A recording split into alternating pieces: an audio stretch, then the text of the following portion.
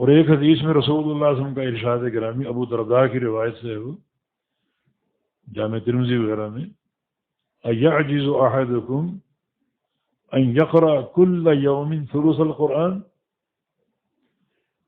کیا تم سے یہ نہیں ہو سکتا کہ تم روزانہ 1/3 قرآن پڑھ لو؟ 1/3 قرآن تم ایسا نہیں کر سکتے؟ عرض کیا صحابہ کرام نے کہ نحن اضعف من ذلك واعجز، ہم تو اس سے عاجز ہیں اور بہت ہی کمزور ہیں۔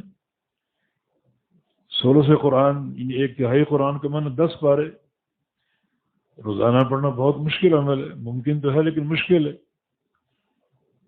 رسول اللہ صلی اللہ علیہ وسلم نے فرمایا کہ قل هو اللہ احد ثلث القرآن، یہ سورہ اخلاص جو ہے یہ 1/3 قرآن ہے۔ اور بھی اس کے بہت سے فضائل وارد ہیں۔ سیدہ عائشہ صدیقہ رضی اللہ عنہا کی روایت صحیح بخاری میں ہے کہ نبی علیہ السلام نے ایک قافلہ جہادی مشن ترتیب دیا اور ایک شخص کو اس کا امیر مقرر کیا، اور وہ کامیاب واپس لوٹے فتح یاب ہو کر۔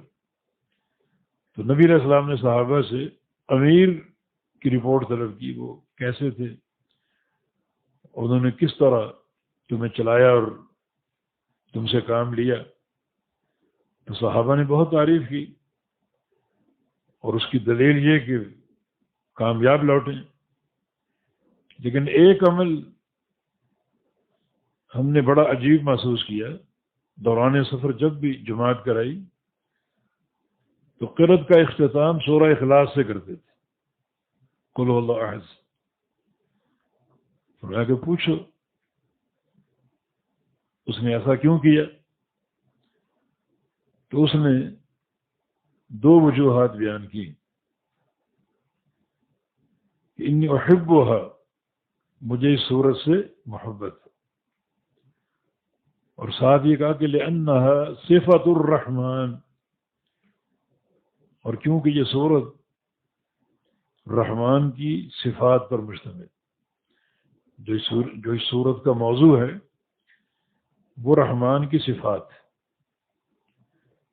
اس لیے مجھے اس سے محبت ہے، اور میں اس کو بکثرت پڑھتا ہوں، اور نماز میں بھی اپنی ہر رکعت میں سورہ اخلاص ضرور پڑھتا ہوں، اپنی اسی محبت کی بنا پر۔ تو رسول اللہ صلی اللہ علیہ وسلم نے ارشاد فرمایا کہ اخبروہ بأن اللہ یحبہ، اسے خبر دو کہ اللہ رب العزت اس بندے سے محبت کرنے لگا، کہ تم نے اس سورہ سے محبت کی، یہ صفت الرحمن ہے، تو اللہ تعالیٰ تم سے محبت کرنے لگا ہے اس سورت کی محبت کی بنا پر، یعنی محبت کا جواب محبت سے۔